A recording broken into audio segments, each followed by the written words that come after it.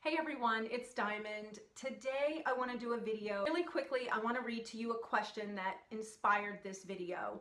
It's from a beautiful soul, and she writes in, "Hi Diamond, happy Saturday. I wanted to ask you, how do you find your passion when you've been focused on everyone else, kids, etc., and working to make sure everyone is good?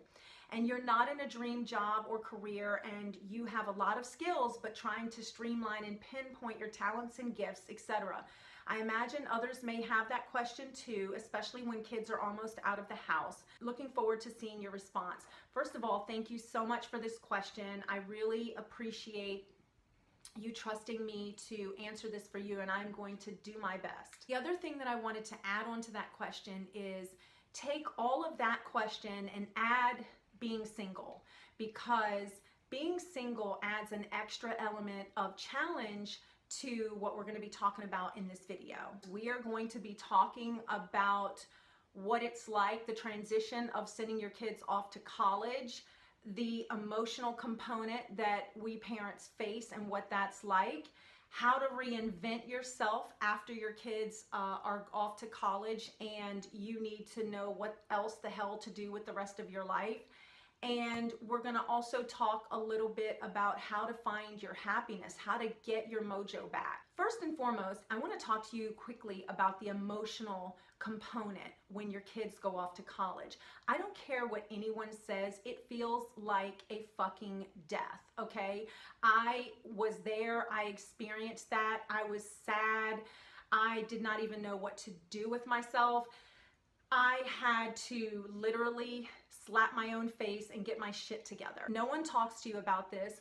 No one prepares you for it. You're going along, you're raising your kids, you're sacrificing, you're giving to the greater good of your family. If you're married, you're, giving to your husband and your children and everybody. You're giving to everybody, like she said, for the greater good of the entire family.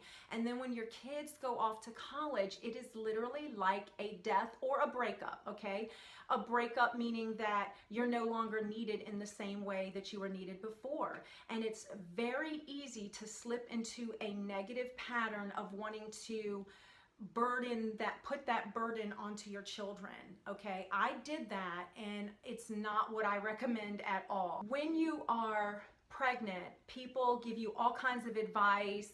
They tell you what to expect. There's a book called What to Expect When You're Expecting, but nobody tells you what to do when your kids are about to go off to college and your ass is about to be thrown in the gutter. The first thing that I really recommend that you do is just to understand that you are about to enter a very difficult time emotionally. It doesn't happen to everyone, and if you're lucky enough that this didn't happen to you, then this video is not for you. But this video is for the people who are going through it right now and they can't find their way. So understand that it is totally normal to go through a process of just pure grief where you are sad, you look back at your life and you second guess every decision you ever made. You also have some parenting guilt in there because this is the time where you look back and you wish that you could have done things differently. It is seriously just like a breakup. Have you ever had a breakup, even whether you initiated it or not? When you have a breakup and you loved someone for a great deal of time, it's natural to look back when that relationship ends and think of like all the things that you romanticize it, is what I'm trying to say. Like, even if the person was an asshole, you romanticize that relationship. Suddenly you think of every good thing that they ever did. Instead of thinking of like all the shitty things they did to you, you think of all the great, wonderful things they did, and so you miss that person. Well, parenting is similar, but in the reverse. It's like you miss being able to have those moments with your children again. You second guess all the parenting decisions you made, and should you have been more strict here? Should you have been more lenient here? So you go through this whole process of reevaluating your parenting relationship with your kids. You definitely have to be patient and just give yourself time to grieve and understand that this was a chapter in your life, a beautiful chapter, but now this chapter is coming to an end. The good news is that there's a new chapter that's opening, and you have to be open to that new chapter opening in your life. You have to let go of that relationship that you had with your kids, that dependency, that codependent type relationship. You have to let that go and understand that your kids need to break away from you in order to become adults. That was one of the things that was hard for me to understand. I read a lot of books after my kids went off to college. I wish I had read books beforehand, but I was busy, like most of you. And one of the things that I learned is that you do have to go through a process of letting go. And this is not something that any of your friends are going to really be talking about. And like I said, no one prepares you for it. So once you let go, now what? You have to figure out how to get something else in your life that you can be excited about. You have to rediscover yourself, and you have to reinvent yourself. When you rediscover yourself, if there's a big old empty space there because you haven't been paying attention to your own wants and needs all these years, you might find that there's a big empty void there. Like, okay, Diamond, I've rediscovered and there's not much to discover here. Well, then that means you have to go out and reinvent yourself. You have to go out and become more interesting. You have to sign up, push yourself to sign up for classes and do things that are going to challenge you to grow. You have been so busy raising these humans to make sure that they turn out right, you've forgotten that you are human too. We've been the support system for so long for our families and our children that we have forgotten how to be our own support system. We've been the leader for our children. We have forgotten how to be our own leader. We've been making everyone else around us happy for so long that we have forgotten how to make ourselves happy. Where's our happiness? Where's our support system? You have to reinvent yourself. You have to become someone new in order to survive. You can't live in that old chapter anymore. You have to embrace this new chapter as if your life depended on it, because in a lot of ways it does. Have you ever heard the expression that if you want something you've never had before, you have to become someone you've never been before? Did you know that you were created to live an abundant life? Not to get all biblical here, but I want you to understand that this is actually in the Bible. John 10:10 says, "The thief comes only to steal and kill and destroy. I came that they may have life and have it abundantly." But here's the thing, you have to put in the work. You have to get your mind right. You have to decide that your best years are in front of you, because they are. There was an article written by Business Insider, which is a financial and news website. So I jotted down some notes. They wrote an article stating that most people think that people who are in their 20s and 30s are the happiest. That's simply not true. They did a survey of over 50,000 people and found that those over 50 years old are happier, wealthier, and more carefree. Woo! Doesn't that give you excitement? They also stated that people over 50 have a much better sex life. Probably because they're not running around picking up and cleaning up after everybody else. You ever think about that? They also talked about how people who are in their 40s, just before hitting the golden age, which is 50, were shown to be less happy with the highest levels of anxiety, because this is around the time that you are caring for aging parents or your kids are going off to college. This is why it is so important to be more aware. Learn how to acknowledge and pinpoint exactly what you are feeling. Once you identify these negative emotions, you can go to work on changing them.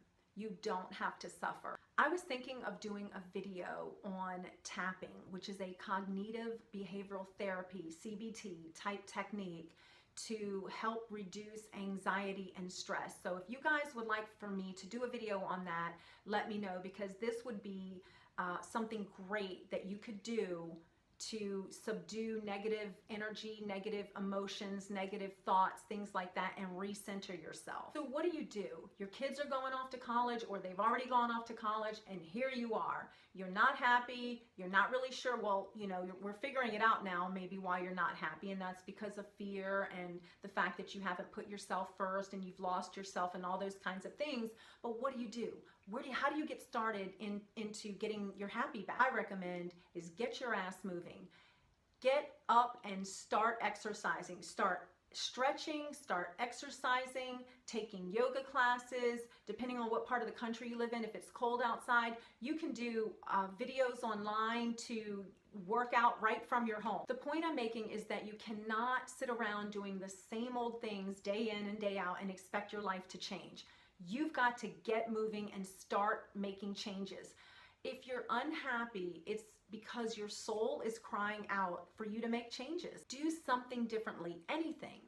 There's a saying that motion changes emotion. To get yourself a powerful morning routine and do it every single day. Having a powerful morning routine helps to align your mind and your mindset for the things that you want to accomplish that day. Your brain is like your ally. Think of your brain like a software program, okay? So in the morning, when you have a morning routine that consists of prayer or meditation or journaling or reading affirmations, you are programming your mind to go to work on all of the positive things in the background while you go about living your life that day. Let me know if you guys want me to do a video on how to create a morning routine. In fact, I might just do one anyway, but let me know if you're interested in that.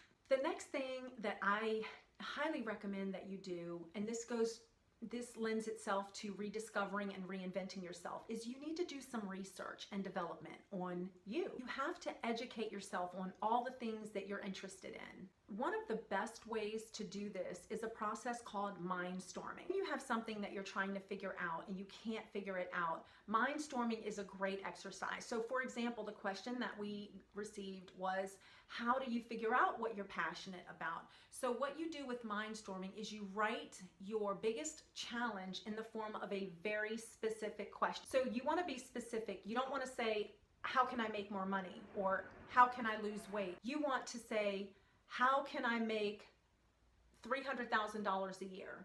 How can I lose 35 pounds in 6 months? So for example, if you're trying to figure out what kinds of things are you passionate about, then you would write the question, what types of things do I enjoy doing, right? So let's just start with that. We want to reduce it to its simplest form. What are the things that I am most excited to do every day? Write your challenge as specific as you can in the form of a question.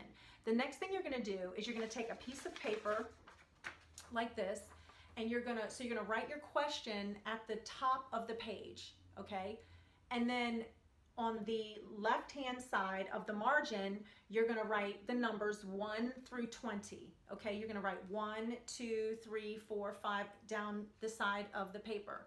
And then what you're going to do is you are going to go somewhere quiet. You're going to turn off your phone. You're not going to take any calls. You're not going to use the bathroom. You're not going to get up to get water. You're going to just get completely quiet where no one can disturb you. This is very, very important. The reason this is important is you want to activate your subconscious mind. So what you're going to do is you're going to sit down and you're going to start answering that question that's at the top of the page. And you're going to write down your answers. The first 5 are going to come pretty easily. The second 5 are going to be a little harder.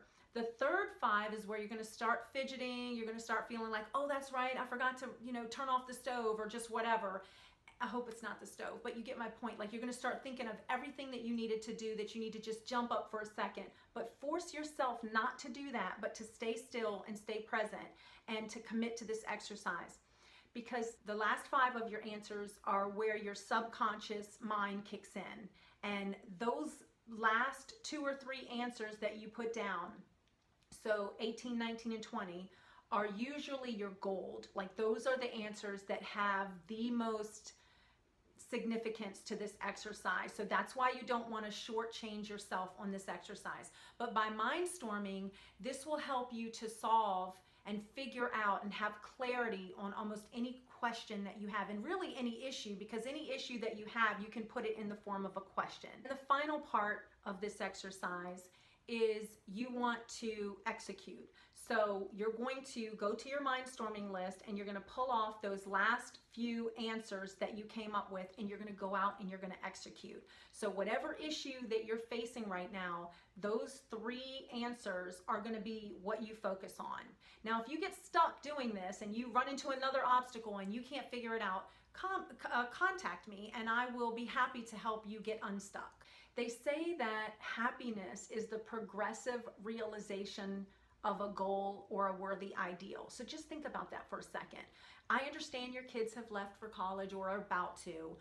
We've talked about the emotional component and how to systematically overcome that, right?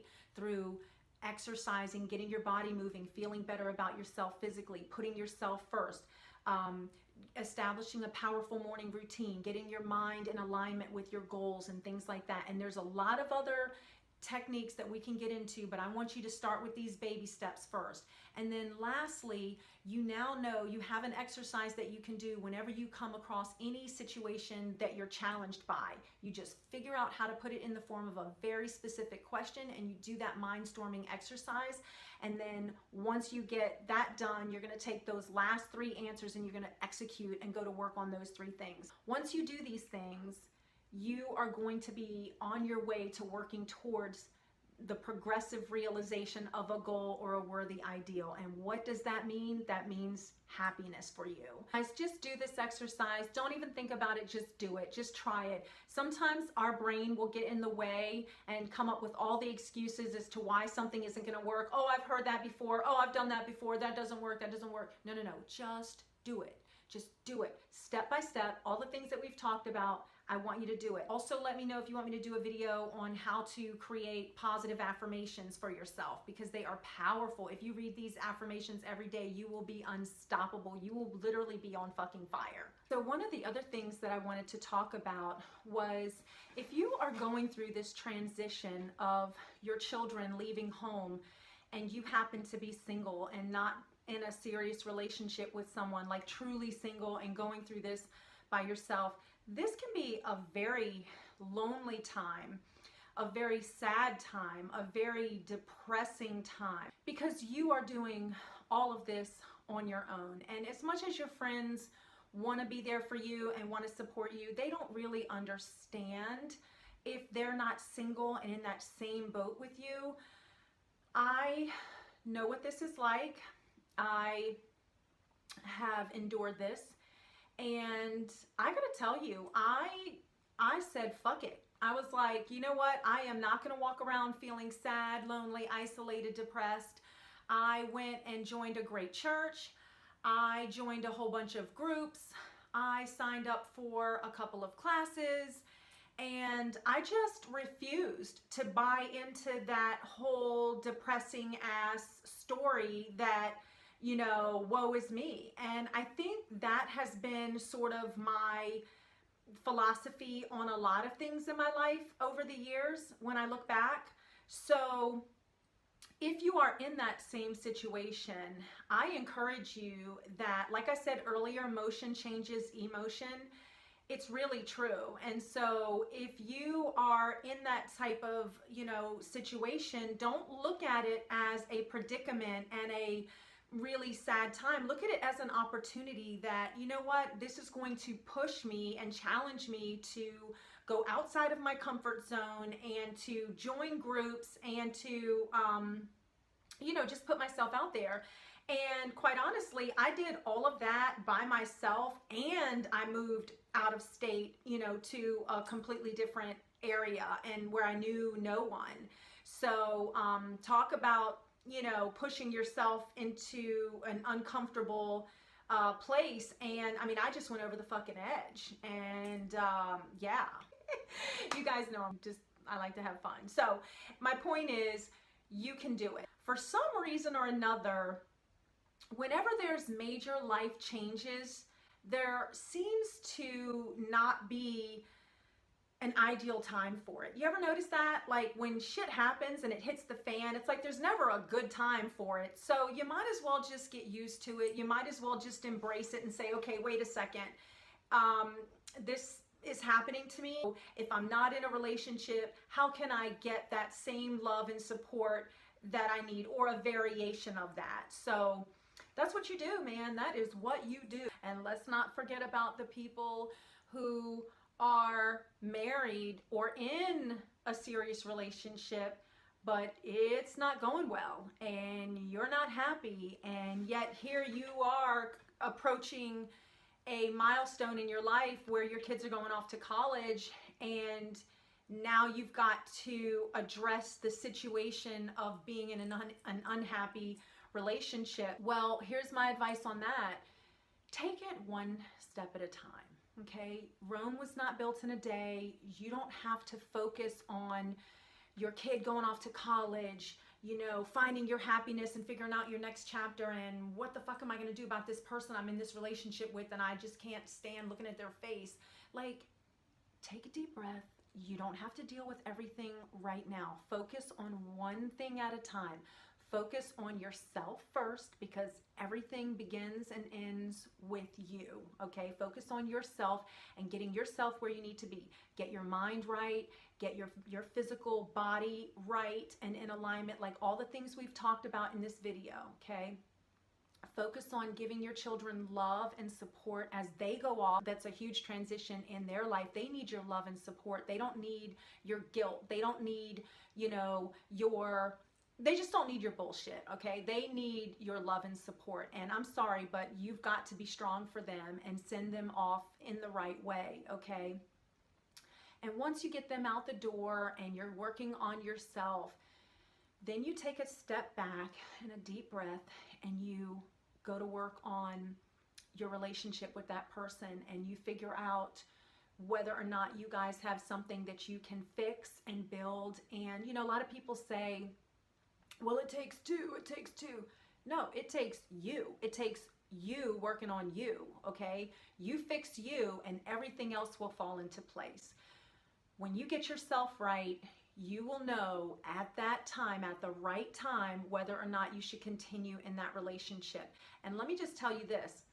When someone sees that you're changing and that you're leveling up and that you are not nagging them about the bullshit anymore and you're not taking their inventory anymore because you're now focusing on your own inventory, there's a shift that happens. You're changing your frequency. They are either going to work with you and get on that same vibrational energy on their own, or it's not going to work out. That's another whole video I'd be happy to go into more detail about, but for now I think I've given you enough to chew on. Let's focus on yourself first in this video, and then we can work on external relationships. Once you work on these things and you start getting your happiness back, you are now going to be on a different frequency, okay? And when you're on a happier frequency and a more positive frequency, guess what's going to happen to you? You're going to attract happy people into your life. You're going to attract a higher caliber of people into your life.